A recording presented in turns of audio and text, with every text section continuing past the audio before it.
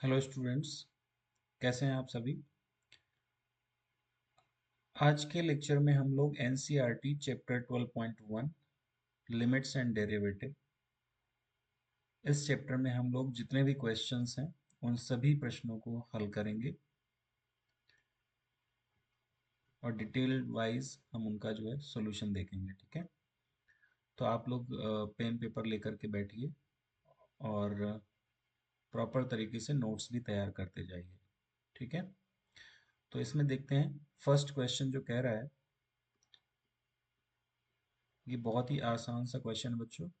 इसमें कह रहा है limit x tends to 3x+3।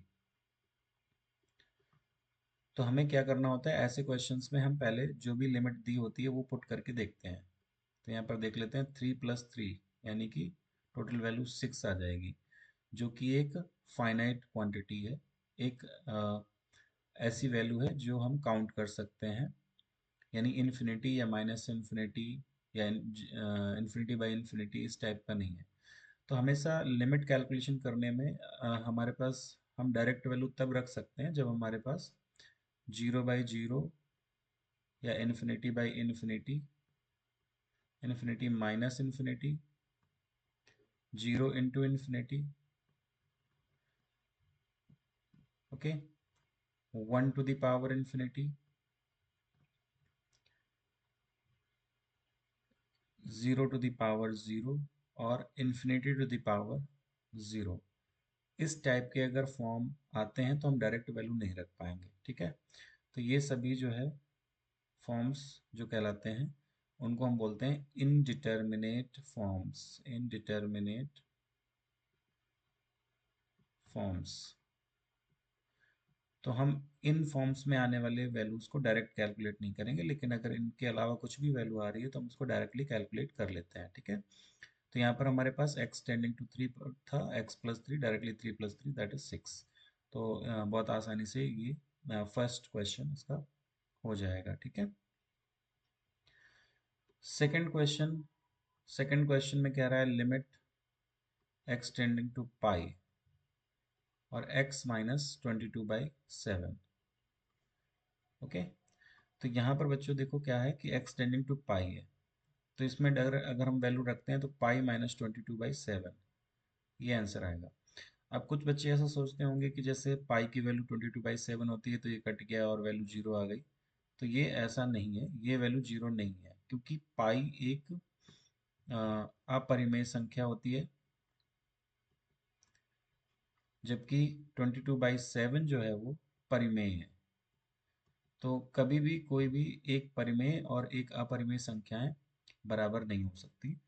तो इसलिए जब हम पाई की वैल्यू 22/7 लिखते हैं तो वो एक अप्रोक्सीमेट वैल्यू होती है, लगभग में मान होता है, एग्जैक्ट वैल्यू नहीं होती है। ठीक है, तो π-22/7 यही हमारा इसमें आंसर हो जाएगा।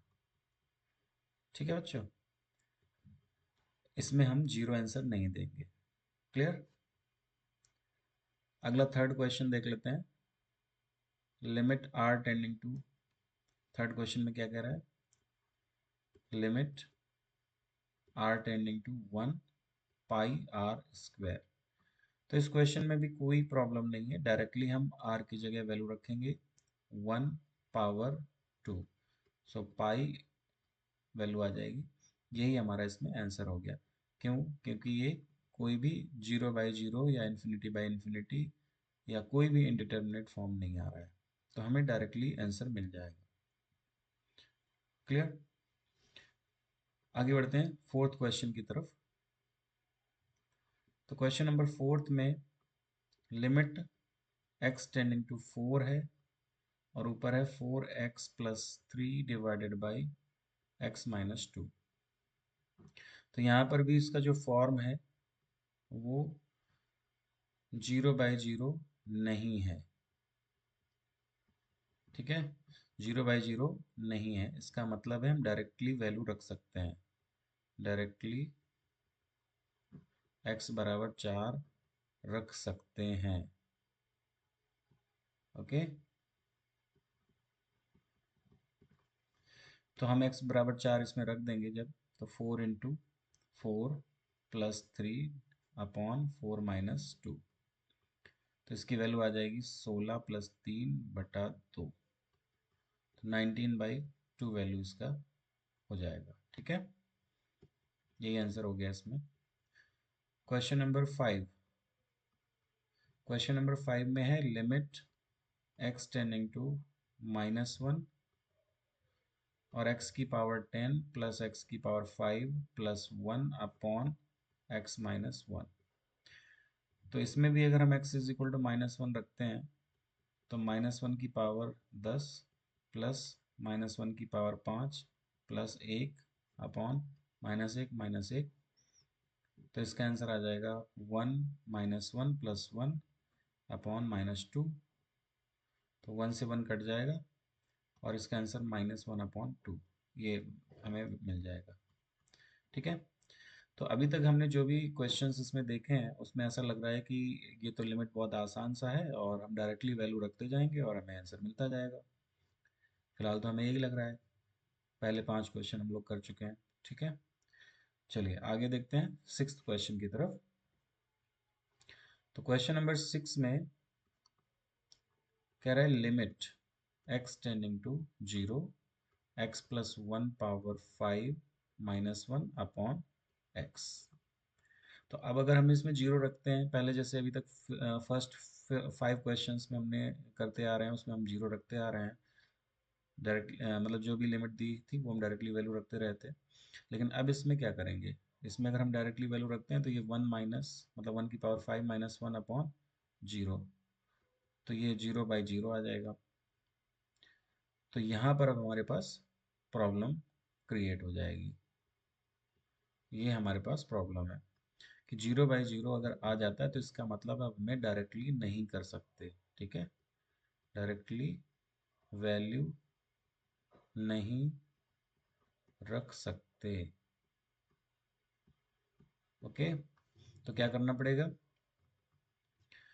अब हमें इसमें x इक्वल टू 0 ना रख करके पहले हमें इसका प्रसार करना पड़ेगा।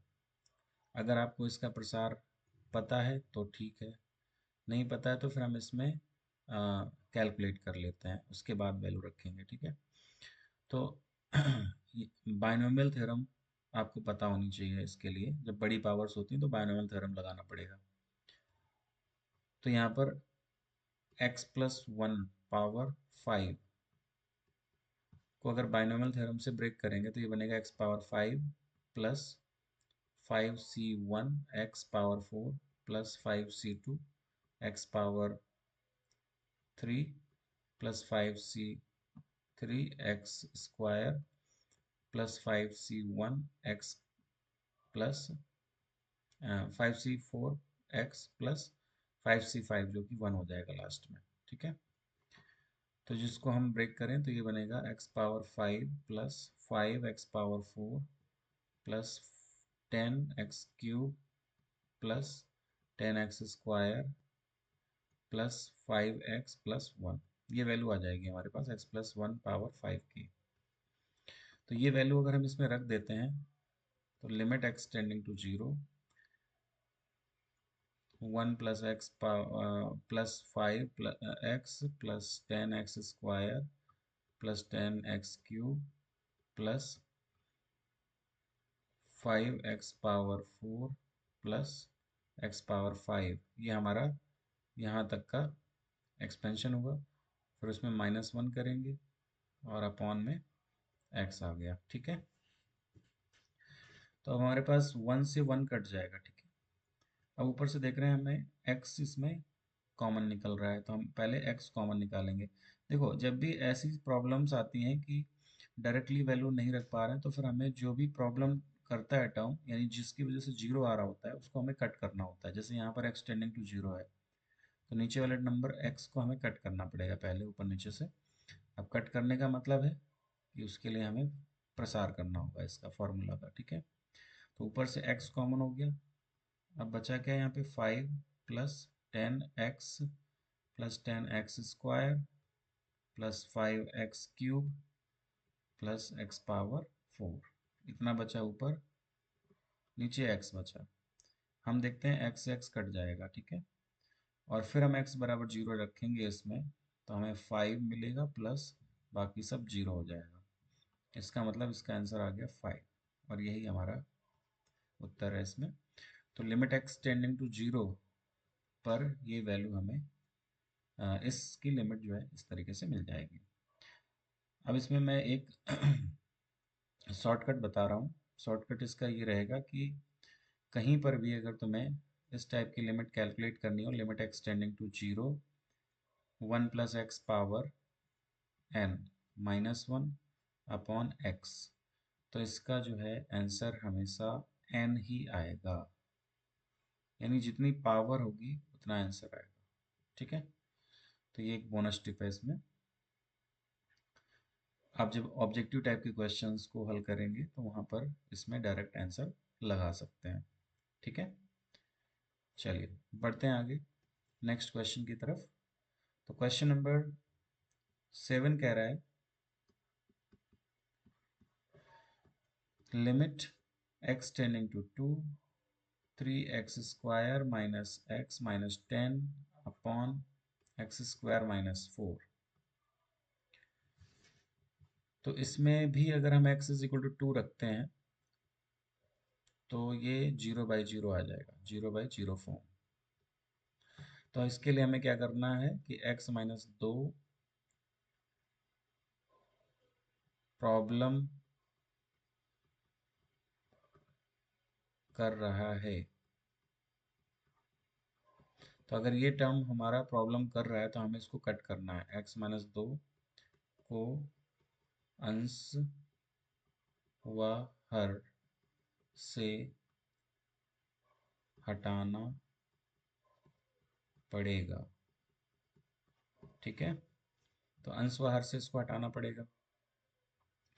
तो इसके लिए क्या करना पड़ेगा, ऊपर और नीचे हमें फैक्टराइज करना है। तो फैक्टराइज करने का तरीका क्या होगा, यहाँ पर हमें 3x square minus x minus 10, तो इसमें 3x स्क्वायर माइनस 30 के फैक्टर करें जिनको घटाने पे 1 बच रहा हो, तो 6 और 5, तो 6x प्लस 5x माइनस 10। तो इसमें 3x कॉमन ले लेंगे, x माइनस 2 बचेगा, प्लस 5 कॉमन ले लेंगे, x माइनस 2 बचेगा। 3x प्लस 5 और x माइनस 2। तो इस तरीके से ऊपर वाले टर्म के फैक्टर हमें मिल गए। तो हमने क्या कर दिया, इसको लिख दिया limit x tending to 2, 3x plus 5 और x माइनस 2 बटा नीचे x माइनस 2 x प्लस 2, ये आ गया। x माइनस दो कट जाएगा यहाँ से। इसके बाद हम लिखेंगे x tending to 2, 3x plus 5 upon x plus 2। अब देखो फिर से हम वैल्यू अटेम्प्ट कराएंगे, यहाँ पर वैल्यू रखेंगे फिर से। तो 3 इंटू 2 प्लस 5 अपॉन 2 प्लस 2, तो ये वैल्यू हो जाएगी 6 5 11, 11/4। तो यहाँ पर ये हमारी जो है फाइनाइट क्वांटिटी आ रही है, ये 0/0 या जो भी हमारे पास 7 इनडिटर्मिनेट फॉर्म थे उनमें से कोई भी वैल्यू नहीं है, यानी ये हम वैल्यू आंसर के रूप में ले सकते हैं। ठीक है, चलिए बढ़ते हैं आगे क्वेश्चन नंबर 8 की तरफ। तो क्वेश्चन नंबर 8 में कह रहा है limit x tending to 3 x power 4 minus 81 divided by 2x square minus 5x minus 3। तो इस क्वेश्चन में अगर हम इसमें 3 रखते हैं तो 3 पर वैल्यू 3 पावर 4 माइनस 81 ऊपर 0 हो जाएगा, और 2 into 3 square minus 5 into 3 minus 3, तो ऊपर 0 हो रहा है, नीचे 18 माइनस 0, ये भी 0 हो रहा है, तो 0/0 फॉर्म आ गया। ठीक है, अब 0/0 फॉर्म आ गया तो इसका मतलब हम डायरेक्टली नहीं हल कर सकते इसको। तो डायरेक्टली नहीं हल करेंगे तो क्या करेंगे, ऊपर और नीचे फैक्टराइज कराएंगे। तो इसके लिए हमने फैक्टराइजेशन में क्या किया कि 2x square minus 5x minus 3, इसको हमने लिखा 2x² -6x plus x -3। 2x common में x-3 प्लस 1 कॉमन में x-3, तो ये वैल्यू आ जाएगी 2x प्लस 1 एक ब्रैकेट में और x-3 दूसरे ब्रैकेट में। ठीक है, तो ये वैल्यू जब हम इसमें रखते हैं तो हमारे पास मिलेगा लिमिट x टेंडिंग टू 3, ऊपर फैक्टराइज होगा x-3 x प्लस 3 और x² प्लस 9, नीचे x-3 2x प्लस 1, तो x-3 कट जाएगा, उसके बाद हम 3 वैल्यू रख देंगे, तो 3 plus 3 plus 9 upon 2 into 3 plus 1, तो 6 हो गया इंटू 18 अपॉन 6 7, तो 108 अपॉन 7। तो ये हमारे पास इसमें आंसर आ जाएगा। क्लियर। क्वेश्चन नंबर 8 हो गया। यहाँ पर क्वेश्चन नंबर 9 जो कि बहुत ही आसान सा प्रश्न है, जितने स्टार्टिंग के क्वेश्चन जैसे थे वैसा ही ये आ गया है। तो ax प्लस बी अपॉन सी एक्स प्लस 1, तो x इक्वल टू 0 इसमें रख करके देखेंगे, तो 0 प्लस बी अपॉन 0 प्लस 1 जो कि b आ गया। ठीक है, जो कि एक फाइनाइट क्वांटिटी आ रही है ना, तो ये सही हो गया, मतलब यही हम आंसर इसका ले लेंगे। ठीक है, इसमें और कुछ भी करने की जरूरत नहीं पड़ेगी, डायरेक्टली हमारे पास इसका वैल्यू आ जाएगा। क्लियर। तो इस तरीके से हम लोगों ने अभी तक 9 प्रश्नों को हल कर लिया है। चलिए आगे बढ़ते हैं क्वेश्चन नंबर 10 की तरफ। ओके, ये कुछ लेवल का क्वेश्चन आया है अभी तक। तो क्वेश्चन नंबर 10 में कह रहा है कि limit z tending to 1 z power 1/3 -1 upon z power 1/6 -1। Good. तो ये जो क्वेश्चन है इसमें z इक्वल टू 1 अगर हम डाल देंगे तो हमारे पास 1 -1 ऊपर और 1 -1 नीचे भी बनेगा, दैट इज 0/0 बन जाएगा। तो वहीं हम प्रॉब्लम में आ जाएंगे। ठीक है, तो इसके लिए हम क्या करेंगे, इस वाले टर्म को जैसे हम पहले कट करते थे, प्रॉब्लम क्रिएट कौन सा टर्म कर रहा है, z टेंडिंग टू 1 है, तो z -1 को अंश व हर से हटाना है। ठीक है,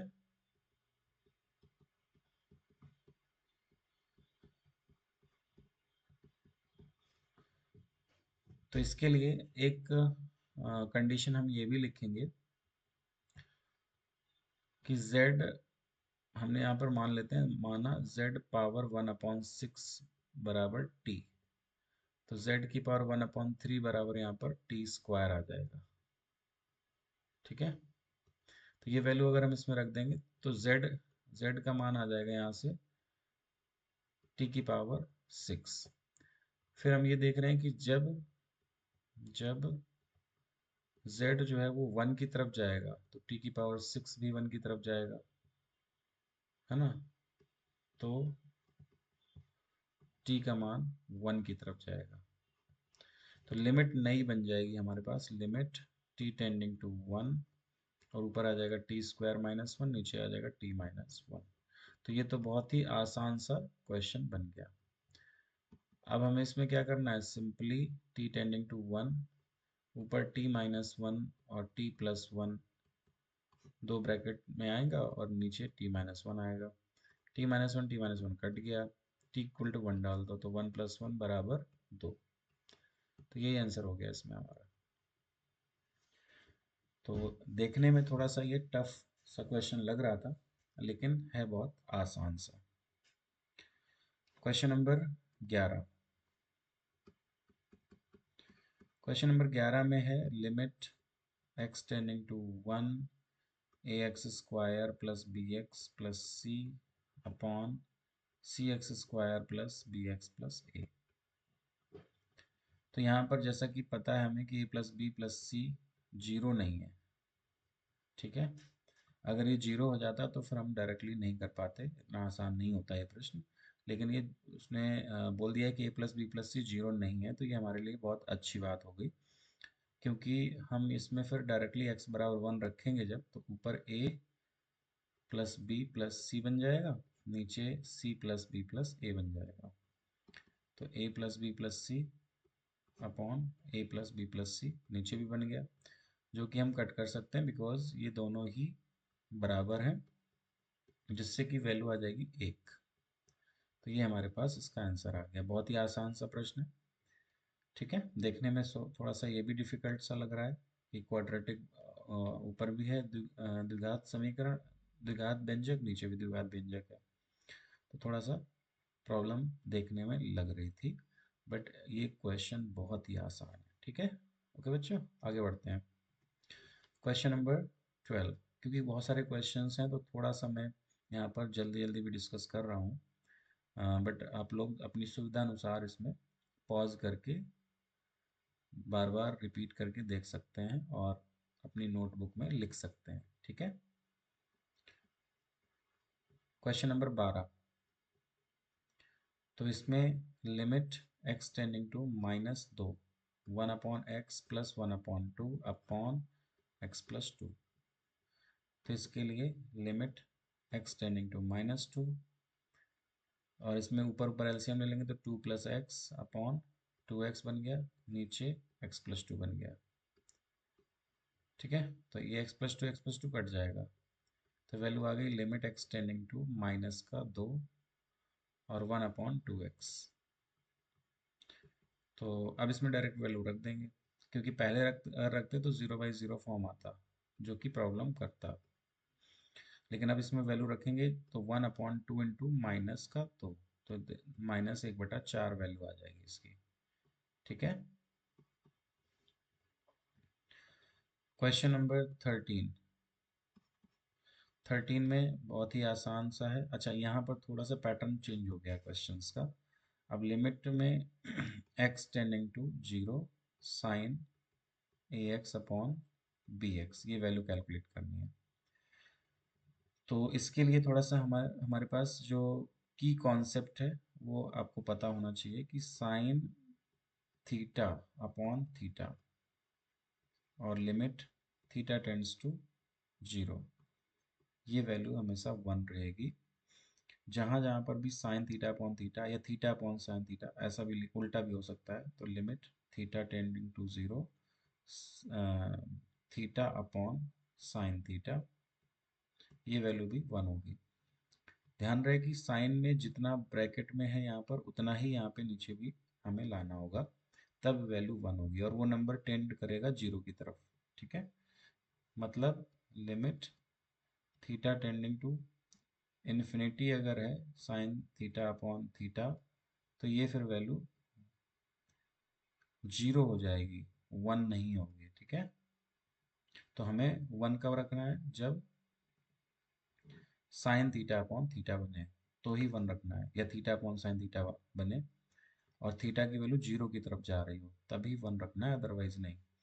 तो यहाँ पर हमारे पास x टेंडिंग टू 0 है, साइन ax अपॉन bx। तो इसमें अगर हम देखें तो लिमिट x टेंडिंग टू 0, हम इसको क्या लिखेंगे, साइन ax अपॉन, इधर भी हम ax कर लेते हैं और ax से हमने गुणा और भाग करा दिया, इधर अपॉन में bx रख लेते हैं। ठीक है, bx को हमने इधर लिख दिया, ax को ऊपर नीचे गुणा और भाग कराया है, जिससे हमारे पूरी वैल्यू में कोई अंतर नहीं आएगा। लेकिन इस समय साइन ax अपॉन ax, ये जो वैल्यू है ये बन गई है 1, और इधर x से x कट जाएगा तो a अपॉन b। तो इस प्रकार से a अपॉन b, यही हमारा इसमें आंसर आ गया। ठीक है, क्वेश्चन नंबर 14, इसमें कह रहा है limit x tending to 0 sine ax upon sine bx। तो जैसे हमने पहले फॉर्मूला लगाया वैसा ही यहाँ पर भी लगाएंगे, लेकिन अब यहाँ पर साइन ax अपॉन x तो नहीं है ना, यानी कि वैल्यू किसकी होगी 1, साइन ax अपॉन ax अगर होता और लिमिट x टेंडिंग टू 0 होती, तो वो 1 होता। बट यहाँ पर केवल साइन AX है ऊपर, तो हम क्या करेंगे, इसमें हमें थोड़ा सा एडजस्ट कराना पड़ेगा। तो एडजस्ट कैसे कराएंगे, साइन AX के नीचे इधर हम AX ले लेते हैं और साइन BX के नीचे यहाँ पर BX ले लेते हैं। ठीक है, अब होगा क्या कि BX में इसमें डिवाइड कराया है तो BX का यहाँ पे मल्टीप्लाई कराना पड़ेगा। सिमिलरली AX यहाँ पर डिवाइड कराया है तो AX का यहाँ पे भी हमें गुणा कराना पड़ेगा ऊपर। तो इस प्रकार से ये वैल्यू तो हो गई 1, इधर ये वैल्यू हो गई 1, तो बच गया 1 into AX upon 1 into BX। तो x कट जाएगा। अब यहाँ पर हम a/b लिख सकते हैं। तो ये हमारे पास इसका आंसर आ गया। ठीक है, 15 नंबर सवाल में कह रहा है कि limit x tending to pi sine of pi minus x upon pi times sine pi minus x. ठीक है, तो ये थोड़ा सा अब त्रिकोणमिति से क्वेश्चन कनेक्ट हो रहा है। तो ऐसे सवालों में देखा जाए तो x की वैल्यू जा रही है पाई की तरफ, तो x माइनस पाई टेंड करेगा जीरो की तरफ, तो पाई माइनस एक्स टेंड करेगा वो भी जीरो की तरफ। तो यहाँ पर पाई माइनस एक्स को हम मान लेते हैं थीटा, तो ये भी हमारा थीटा की तरफ जाएगा। तो इस तरीके से limit theta tends to zero sine of theta और पाई इंटू थीटा, तो 1/पाई limit theta tends to zero sine theta upon theta, इसकी वैल्यू 1 यहाँ पर, और इंटू पाई 1/पाई, तो ये पूरी वैल्यू आ जाएगी 1/पाई। Question number 16, limit x tending to zero cos x upon pi minus x.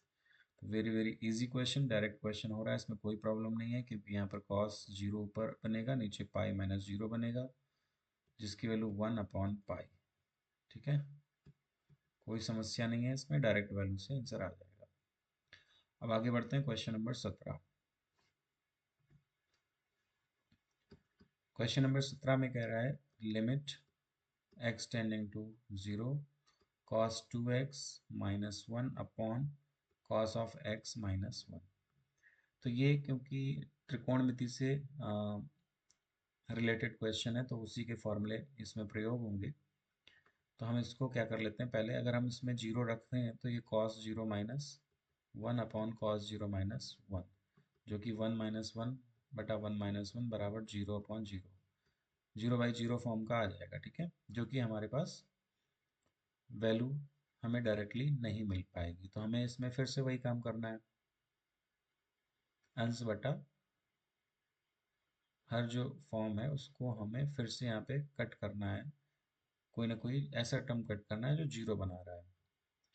तो अब इसको देखते हैं कैसे जीरो बनेगा यहाँ पर। तो limit x tending to zero, इसको हमने ऊपर नीचे माइनस का गुणा करा लिया, तो 1 minus cos of 2x upon 1 minus cos x. अब इसमें हम गुणा कराएंगे 1 प्लस कॉस ऑफ एक्स का, और 1 प्लस कॉस ऑफ एक्स से भाग भी देंगे। ठीक है,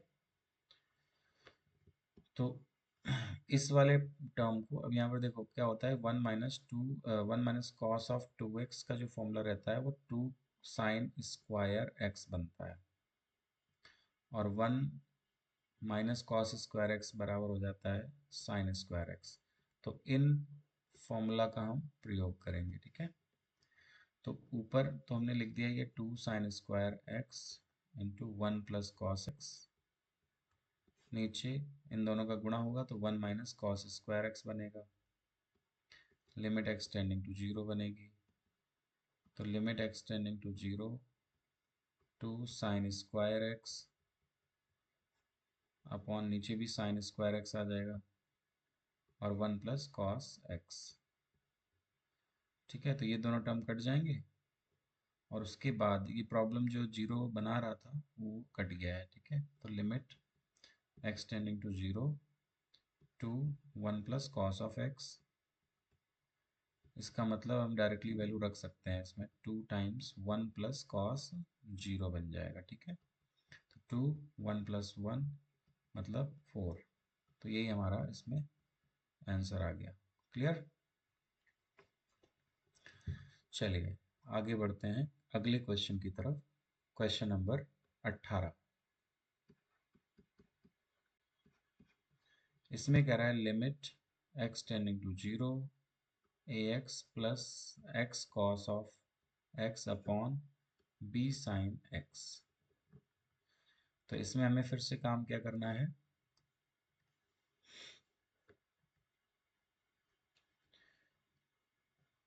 कि ऊपर x कॉमन ले लेना है। ठीक है, तो a plus cos of x upon b sine x, ये बन गया। अभी अगर हम इसमें जीरो रखते हैं तो जीरो बाई जीरो फॉर्म बनेगा। इसका मतलब है कि हमें डायरेक्टली इसको नहीं लिखना है। तो हम क्या करते हैं, ये हमारे पास साइन एक्स है, तो इस वाले टर्म में हमें साइन एक्स अपॉन एक्स और इंटू एक्स कराएंगे, तो ये वैल्यू हो जाएगी 1। ठीक है, तो limit x tending to zero x a plus cos of x upon x into b, और ये 1 हो जाएगा। बाद में एक्स से एक्स कट कर दो और एक्स टेंडिंग टू जीरो अब इसमें डाल दो, तो A plus cos zero upon B, तो ए प्लस 1 अपॉन बी, ये हमारे पास इसमें आंसर मिल जाएगा। ठीक है, question number 19। Limit x tending to zero x into sec x.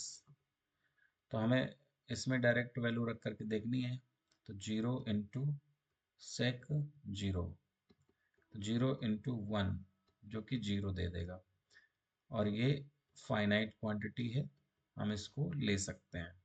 ठीक है, इसमें कोई प्रॉब्लम नहीं है, तो यही हमारा आंसर हो जाएगा इसमें। ओके, इसमें कोई भी समस्या नहीं आ रही, बहुत आसान सा प्रश्न है क्वेश्चन नंबर 19। आगे बढ़ते हैं क्वेश्चन नंबर 20 की तरफ।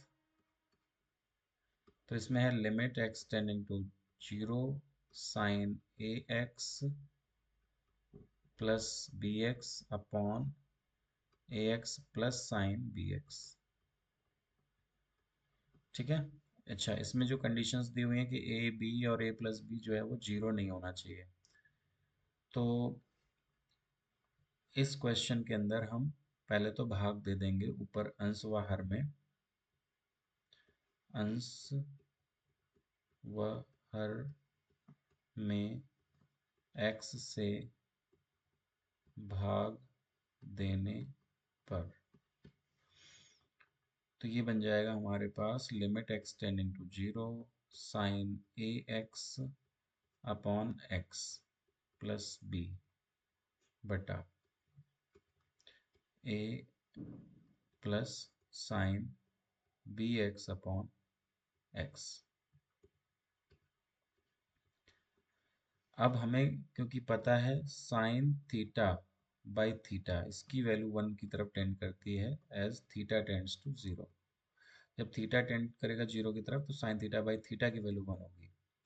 लेकिन यहाँ पर है sine A x by x, तो हमें इसको बैलेंस करना पड़ेगा। ठीक है, तो limit x tending to zero sine of a x upon a x कर लिया, तो यहाँ पे ए का गुणा कराना पड़ेगा प्लस बी, इधर A plus B sine B x upon नीचे बी एक्स, बी का ऊपर नीचे यहाँ पे गुणा करा दिया। ठीक है, तो अब ये वैल्यू जो है हमारे पास 1 हो जाएगी, इधर ये वैल्यू 1 हो जाएगी, तो ऊपर हो गया a into one plus b, नीचे a plus b into one, तो a plus b upon a plus b बराबर 1।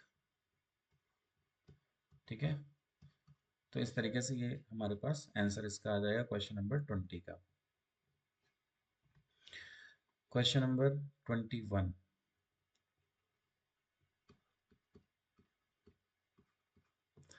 क्वेश्चन नंबर 21 में लिमिट है x टेंडिंग टू 0, ब्रैकेट में cosec x minus cot of x। तो अभी तो यहाँ पर ये cosec 0 भी इन्फिनिटी होगा और cot 0 भी इन्फिनिटी होगा, तो इन्फिनिटी माइनस इन्फिनिटी केस बन जाएगा, ठीक है, जो कि परिभाषित नहीं है।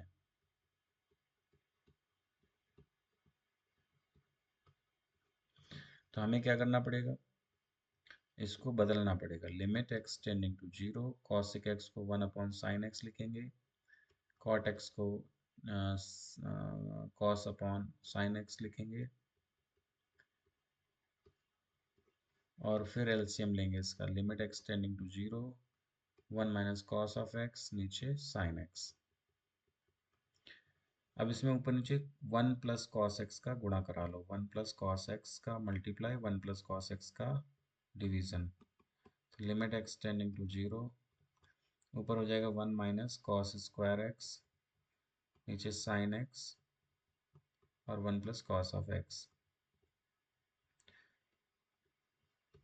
तो लिमिट x टेंडिंग टू 0, ये आ गया sign square x upon sine x और 1 प्लस कॉस ऑफ एक्स, ठीक है।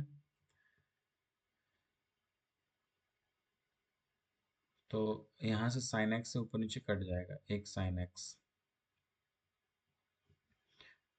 तो ये टर्म कटेगा, तो ऊपर बन जाएगा limit x tending to 0 sine x और 1 प्लस कॉस एक्स। अब वैल्यू रख देंगे अगर, तो 0 sine 0 upon 1 plus cos 0। Sine 0 की वैल्यू होती है 0 अपॉन 1 प्लस कॉस 0 होता है 1, तो 0/2, जो कि 0 आंसर दे देगा, ठीक है। आगे बढ़ते हैं क्वेश्चन नंबर 22 की तरफ। Question number 22। 22 में कह रहा है limit x tending to π/2 tan 2x upon x minus π/2। देखो यहाँ पर थोड़ा सा डिफरेंट है, डायरेक्ट मतलब जीरो की तरफ वैल्यू नहीं जा रही है, मतलब x की वैल्यू जीरो की तरफ नहीं है, इसमें π/2 की तरफ जा रही है। तो जब भी इस टाइप की लिमिट्स होंगी तो हमें थोड़ा सा केयरफुल रहना होता है। और x टेंडिंग टू π/2 है तो हम उसी से कनेक्टेड यहाँ पर एक थीटा मान लेंगे, x माइनस π/2 को थीटा मान लेंगे, ठीक है, ये हमने मान लिया। अब अगर ये माना है तो जब x जाएगा हमारा π/2 की तरफ, तो थीटा जाएगा 0 की तरफ, क्योंकि π/2 यहाँ रख दोगे तो π/2 माइनस π/2 तो 0 हो जाएगा। तो यहाँ से हम x की वैल्यू निकाल करके x की वैल्यू π/2 प्लस थीटा रखेंगे, ठीक है। क्या मिलता है, limit theta tends to 0 tan 2 times π/2 plus theta और नीचे थीटा। तो limit theta tends to 0 tan pi plus 2 theta upon theta. तो ये वैल्यू आ जाएगी limit theta tends to 0 tan 2 theta upon theta. Limit theta tends to 0 sine 2 theta upon theta into cos 2 theta, क्योंकि हमने tan 2 theta को लिख दिया sine 2 theta बटा कॉस 2 थीटा। लेकिन साइन 2 थीटा अपॉन थीटा में हम 2 का गुणा और भाग करा लेंगे जब, तो ये जो वैल्यू है ना इतनी, ये 1 बन जाएगी, ठीक है। तो ये आ जाएगा limit x theta tends to 0 2 upon cos 2 theta, theta इसमें 0 रख देंगे तो वैल्यू मिलेगी 2 अपॉन कॉस 0, जो कि 2/1, मतलब 2 आंसर हो जाएगा इसका, ठीक है। अगले क्वेश्चन की तरफ बढ़ते हैं। Question number 23। इसमें कह रहा है limit x tending to 0 f of x, पर एफ ऑफ एक्स का जो मान है दो वैल्यूज पर बेस्ड है। एक तो है 2x+3 जब x का मान 0 या उससे कम है, और 3x+1 जब x का मान 0 से बड़ा है।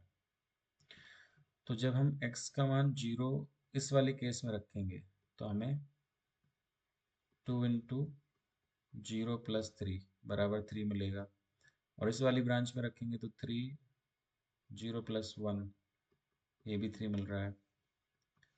अतः क्योंकि दोनों मान बराबर हैं, अतः limit x tending to 0 f of x का मान 3 होगा। ठीक है, तो ये हमारा फर्स्ट पार्ट हो गया। पुनः देखते हैं, limit x tending to 0 sorry 1 f of x निकालना है। तो क्योंकि इस क्वेश्चन के अंदर x ग्रेटर देन 0 के लिए फंक्शन है एफ ऑफ x बराबर 3 टाइम्स x+1, तो इसमें हम डायरेक्ट वैल्यू रखेंगे x tending to 1 3 times x+1, यही वाला है केवल। पहला वाला तो आएगा नहीं, इसमें कह रहा है x का मान 0 से बड़ा है जब, तब हम ये वाला फलन लेते हैं, फंक्शन लेते हैं। तो x बराबर 1 इसमें हम डायरेक्ट रखेंगे 3 1+1, तो 3 × 2 बराबर 6। तो इसमें हमें इस तरफ पहले वाली कंडीशन में वैल्यू रखने की जरूरत ही नहीं पड़ेगी। दोनों वैल्यू तब रखते हैं जब यहाँ पर प्रॉब्लम हो, जैसे x टेंड कर रहा है 0 की तरफ, x जो है 0 की तरफ जा रहा था, तो 0 के पहले भी ये कोई अलग संख्या परिभाषित है, और 0 के बाद ये अलग संख्या परिभाषित है, तो 0 पर कुछ समस्या आ सकती है, इसलिए हम दोनों तरफ चेक करेंगे। लेकिन जब कोई समस्या ही नहीं आ रही हो, जैसे 1 पर, तो 1 के लिए हमारे पास ये क्लियर है कि ये वाला फलन है, तो हम बस इसी में चेक करेंगे, पहले वाले में चेक नहीं करेंगे। ठीक है ना? तो आई होप ये बात समझ में आ गई होगी आपको, और अभी तक आप बढ़िया से नोट्स भी तैयार कर रहे होगे। ठीक है, हालांकि ये वीडियो थोड़ा सा लंबा हो रहा है, लेकिन आप लोग इसको प्रॉपर अच्छे से पढ़ेंगे ना, तो बहुत अच्छे से समझ में आ जाएगा, क्योंकि मैंने इसीलिए सारे क्वेश्चन इस चैप्टर के अभी तक सॉल्व किए हैं, और आगे भी मैं कोशिश यही करूँगा कि सभी प्रश्न इसके मैं सॉल्व कर दूँ। ठीक है, तो बढ़ते हैं क्वेश्चन नंबर 24 की तरफ। क्वेश्चन नंबर 24 में एफ ऑफ एक्स दिया हुआ है x² - 1, जहाँ पर x < है, और -x² - 1 जहाँ पर x < 1 है। तो इसमें x टेंडिंग टू 1 पर निकालना है वैल्यू, तो limit x tending to 1 f of x. ठीक है, हाँ अब यहाँ पर देखो वही बात आ गई, x टेंडिंग टू 1 था, बट यहाँ पे x की वैल्यू जब 1 या उससे कम है तो हमारे पास ये वाला फलन है, और 1 से बड़ी वैल्यू के लिए ये वाला फलन है, तो हम इसको दो भागों में बांट लेंगे। ठीक है, तो जब x का मान 1 से थोड़ा सा कम होगा तो हमारे पास है ये फलन, limit x tending to 1 x² - 1, इसमें रखेंगे तो 1² - 1 बराबर आ जाएगा 0। और जब x का मान 1 प्लस समथिंग होगा, 1 से थोड़ा सा बड़ा होगा, तो इसमें रखेंगे limit x tending to 0, sorry 0 नहीं, x टेंडिंग टू 1, और -x² - 1, तो यह आ जाएगा माइनस का 1² - 1 मतलब -1 - 1 मतलब -2। तो चूंकि दोनों तरफ के मान बराबर नहीं हैं, अतः x बराबर 1 पर सीमा यानी लिमिट का कोई अस्तित्व नहीं होगा। ठीक है, यानी limit does not exist, limit does not exist. Clear. Question number 25,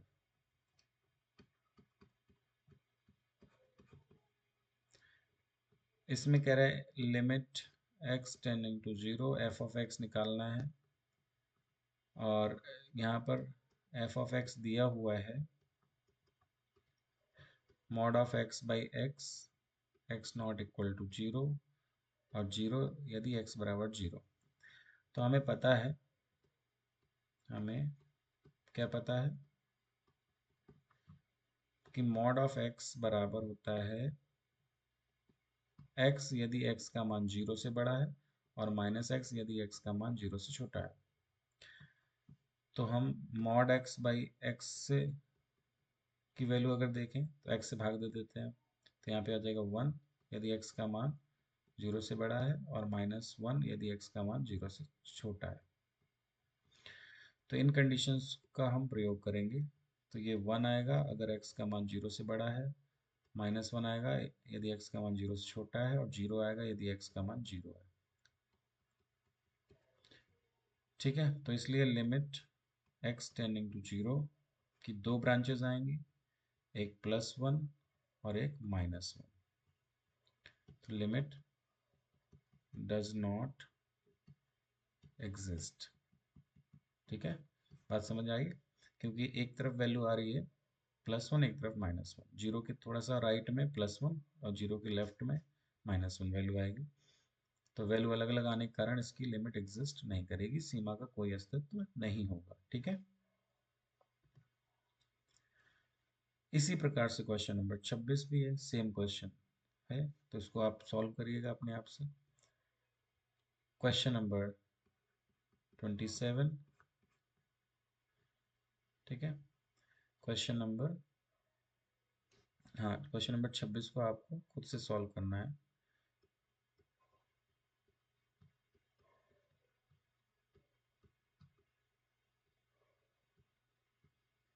solve it by yourself. ठीक है, क्वेश्चन नंबर 27 में हमें एफ ऑफ एक्स दिया हुआ है मॉड ऑफ x -5। तो लिमिट निकालनी है x टेंडिंग टू 5 पर एफ ऑफ x, यानी limit x tending to 5 mod of x -5। तो वैसे तो मॉड, यहाँ पर जो मॉड का परिभाषा है वो ये है कि x यदि x का मान 0 या उससे बड़ा हो और -x यदि x का मान 0 से छोटा हो। तो यहाँ पर 5 जो है वो 0 से बड़ा नंबर है, तो ये इसमें मॉड x की वैल्यू x ही आएगी। तो ये बन जाएगा limit x tending to 5 x -5, इसमें मॉड हट जाएगा। ठीक है, डायरेक्टली, क्योंकि x का मान 0 से बड़ा है, यहाँ पर 5 है जो कि 0 से बड़ा होता है, तो इसमें मॉड हटा देंगे। अब x बराबर 5 इसमें रख देंगे, तो 5 - 5 बराबर 0। ठीक है, तो यही आंसर आ गया इसमें। तो आसान सा क्वेश्चन था, बस उसमें एक मॉड का सिंबल आ गया था। एक्चुअली क्या होता है कि मॉड से थोड़ा सा डर सा लगता है, बहुत सारे क्वेश्चन कठिन भी आते हैं इसमें, लेकिन थोड़ा सा अगर प्रयास करेंगे तो बहुत आसान सा प्रश्न है ये। ठीक है ना। तो बच्चों, आज इस लेक्चर में हम लोगों ने सारे के सारे, मतलब 1 से लेकर के 27 नंबर तक के प्रश्नों को हमने हल किया हुआ है, और आगे हम लोग नेक्स्ट जो वीडियो लेंगे उसमें आगे के प्रश्नों को हल करेंगे। तो यहाँ तक कि